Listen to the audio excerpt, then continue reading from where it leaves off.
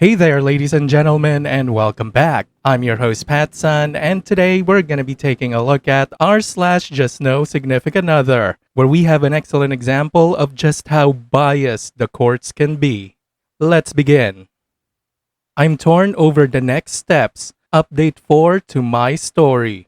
Posted by Reddit user Stebo0124. I'm a guy. I feel like I need to start with that. It's hard for people to understand what I've been through. Years ago, I met my ex-GF. I had been this isolated guy living alone due to past trauma. I lost a lot of people in my life and never quite got over it. Ex moved things forward uncomfortably fast. So much so I tried breaking it off, but she begged for another chance. I said okay. She also said she couldn't get pregnant. I believed her because she adopted a daughter. Well, 3 months in and she was pregnant. She told me she would get an abortion if I wanted, but she would kill herself after. So we kept it. The pandemic happened after, so she traveled to her parents and we barely seen each other. It was weird. She came back and we had our son. He changed my life. I would stay at her house and try to help, but it was never enough. She would get mean. If I ever went to my own home, she would show up and beg me to go back to her place. She would flip out and throw stuff around and bang her head on doors and walls. So I would go back. Eventually she told me I had to sell my house, and I did because I just wanted to be with my son. But I see that was a mistake now. After I sold my house, she got worse. I realized she had a drinking problem. She was clingy, so I couldn't have my own space or be too far away from her. She would touch me inappropriately in front of the kids, no matter how many times I asked her to stop. She would also demand I leave if I had any disagreement or criticism of anything. Example, she leaves medicine out within reach of the children. I actually had to rush her daughter to the hospital one night for that. But if I told her to stop leaving medicine out, I was wrong for attacking her. She also started hitting me. At first, it was when I would try to avoid her yelling at me. I couldn't say anything because I'd be asked to pack and leave. And by that time, if I tried leaving the house so she could cool down, she'd yell at me in front of the neighbors and embarrass me. So I'd lay in bed. It started with hitting my legs, but it got worse and more frequent over time. Last year, she got very angry at me and was unloading verbally. I finally told her that I give up, and why do I bother? She rushed me and attacked me while I was sitting in a chair, and she kept attacking. I fought back. Nothing too crazy. I just wanted her to stop, but she wouldn't. Things were escalating, and I finally took a real swing and broke my hand. She was apologetic as usual. I was at the hospital and she was texting nonstop. I had enough. I made plans to leave. A few days later, she found out, and so she decided to file a police report saying I attacked her while she did nothing but push me once. I was arrested. They told me I couldn't go near her or my son, and I was gutted because I love my son. From then on, I fought this legal battle. She used the charges to file for custody of my son. She tried to use both cases as this way of getting me to reconcile. When I would decline her advances, she would say how this won't look good in court.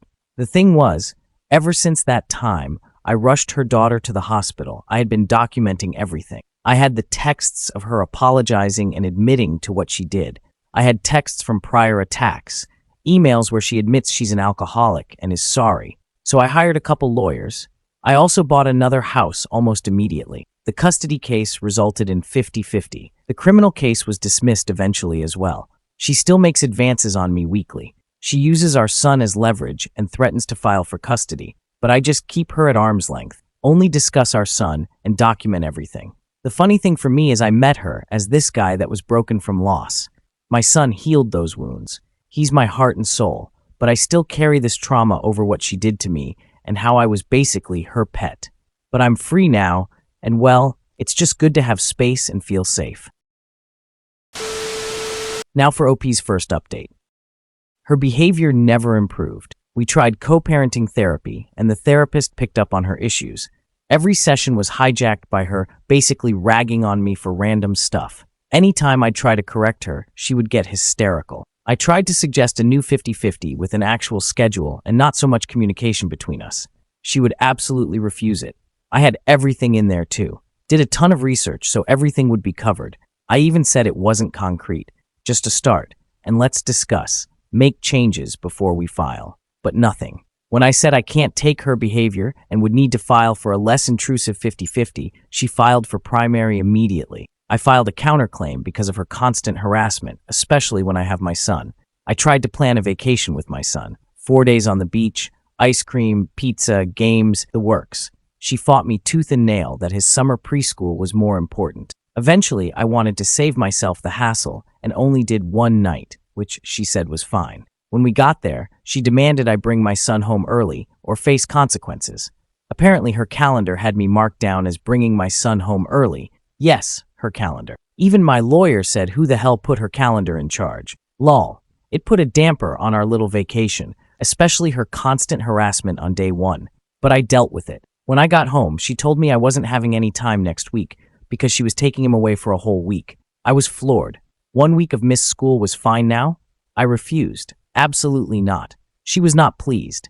She posted photos online of her drinking with friends. Remember, she is an alcoholic. 3 days later at 3 a.m., an off-duty cop finds my 3-year-old son wandering the streets. A female cop walks with him, and they get to his mom's house down the street from where he was found. The door was wide open. Cops go inside, and they have to go in her bedroom to wake her. The male cops want to take my son to the hospital. The female cop talks them all down, and they let her off the hook.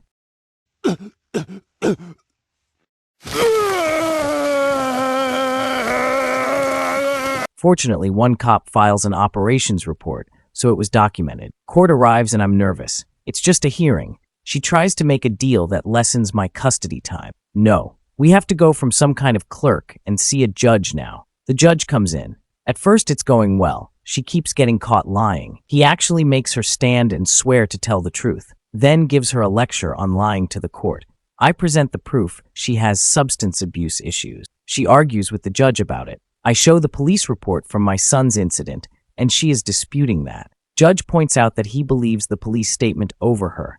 Then she brings up the false assault charge. Judge asks me what happened. I told him, and he immediately says, "Where I'm from, you never hit a girl." I explain she had a history of assaulting me that I can prove. He looks at me and says, "Did she break anything those times?" I answer no. He asks, "Why did I hit her this time?" I reply that she was attacking for a long time, over and over, and I was scared. He laughed and commented on how I'm a big guy. Meanwhile, my ex is heavier than me and almost as tall. He gave her a pass on everything and lessened my custody time until the next court date. Kept commenting on how I'm not a man because I hit a girl. Apparently, abuse is gender specific. I had no idea. Never even looked at the documentation of her admitting to assaulting me. It's a lot of documentation. She freely admits it, and still, I lose access to my son. I really wish she just had a knife or gun those times. Maybe then people would believe me. Even my last post, someone said my story wasn't right. People don't think a man can be a victim. Meanwhile, I have real trauma from what happened to me. I was seeing someone recently. Things were progressing, and I froze up. I got emotional and couldn't. She seen the red flags and ran. The damage this woman did to me is real. And still, if I tell anyone, I'm judged. I'm still going to fight for my son. But right now, I just been crying and trying to enjoy this time I have with him right now, knowing that after I drop him off, I'll see him even less. It's hard. Edit, just not to end on a sad note. There will be a different judge next time. Also, I've only used a small part of the evidence that I have. I also have witnesses, one of which is someone I don't really know, but knows her. Now for OP's second update. It's been almost a week and it's been so difficult. Court ordered she continue therapy. We both do co-parenting therapy, and I do anger management. Anger management was due to her bringing up the charge, of which she falsified the police report for those that are new. I still can't get over how this guy wouldn't even look at the proof I have that she lied. It's just shocking. The temporary order says that we have to work together to accommodate additional time on top of the schedule that was set. My ex refused and sent a screenshot where her lawyer advised her not to do so and also called me a curse word in their reply. So they intend to defy the judge's wishes. I've tried working with her. I'm willing to take off work and move stuff around for more time with my son, but she wants me to suffer. It's what she does. She doesn't think she is a bad mom. She says that. But these bad things happen because of her all the time to everyone around her. How can someone assume they're just isolated events, accidents? I'm hurting, real bad. I miss my son. The only saving grace is her not being able to drink, at the risk of losing her parental rights. So there's that. But the fact that she continues to do whatever she pleases and just gets away with it is just demoralizing, to say the least. I went to the court-ordered anger management. Person has all kinds of credentials and experience. We talked, and by the end of the first session, she was absolutely furious at what has happened to me. She thinks my ex has undiagnosed bipolar disorder. It felt damn good for someone to actually listen for once. As I said, the evidence clearly shows what she did. I have a meeting alone with the couple's therapist this week. Not sure how I feel about this. But if she is as receptive as the other therapist, maybe I have a chance, especially with a new judge next time. I'm also contacting another lawyer to see if the evidence I have can help me outside of custody court. She filed a false police report. There has to be something someone can do. With that, I'm hurting, but I'm focused on getting my boy back. And now, for OP's third update. I can file a police report, but I'm so torn. Let me fill you in. So Monday, I received the paperwork for child support. We actually had the kids, her kid and our son, meet at a public park, and we weren't really talking, of course. I got the email notification from my lawyer while there. I had to get my son, was my custodial time, and leave because I was upset. She tried to stop me and was blocking my way out. I told her it is definitely her right to file, but I give her money whenever she asks, even if it's for her own personal use. That for this to happen so fast, on a temporary custody order, when we have to go to court soon again for my counterclaim, it doesn't smell right. That she did it out of spite instead of need. Why else would she do it immediately after custody went from 50-50 to a temporary one where she has primary? Of course she denied it. The next day, I was just thinking of the entire situation. How it all started with her lying to the police, giving that false police statement. As I said in post 1, I am and have been documenting her for 4 years now. I went over the documents I had after the incident again. The texts immediately after where she is trying to fix things. The recent text where she admits she assaulted me. But then I found a handwritten note from last Christmas where she talks about not wanting to hurt me and her poor mental health making her overreact. I decided I had to get help. I emailed about 6 different lawyers in my area asking for help contact police in relation to her lying to them. Only 2 replied. One asked for the proof and has yet to reply. One called me, heard my story, then had someone else contact me who dealt with this for other people. They told me what I needed to do. Write a statement and take it to the courthouse in town. For $1,500, they'll look at my statement and fix any issues, add the exact laws she broke, and give me more specific instructions on what to do after. That's it. They also said it's a 50-50 shot that the DA presses charges based on how many of these they had with evidence. So here I am again, same as the night I was arrested. I can throw her under the bus and end this. Well, a 50-50 shot.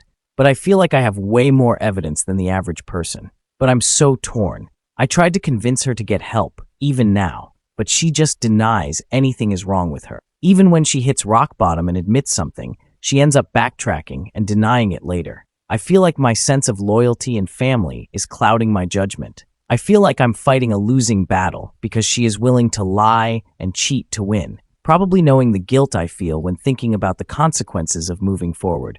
Her life will be ruined, her career over. But I also recognize the very real possibility that she would end herself, that I'd be responsible for my son losing a mother. I love my son dearly, and the fact that by trying to protect him, I can cause him great harm is just heartbreaking. Do I continue to sacrifice myself and hope that family court works out? Do I finally turn my evidence over to the authorities and let the chips fall where they may? I have no idea, really. I'm lost. Any advice is appreciated. OP, why are you so concerned about your son losing a so-called mother? He never had one from the very beginning. She allowed your boy to wander the streets at night all alone just because she got too drunk. Look, man, you're only protecting her by not going to the police. And please, tell me, who do you think she's going to go after now that you're out? It's going to be your son, a small child that's incapable of defending himself. Your ex is going to break him far worse than she could ever break you. So please, OP, for the sake of your own boy, stop being a damn coward. One final thing, you may want to get a DNA test. I have a strong suspicion that you're raising someone else's son. Viewer support is the best way for me to remain independent and continue bringing you these daily videos, which will always be here on my channels for you to watch absolutely free. So please consider subscribing to me on Rumble and on YouTube. Both will be linked in the description box down below.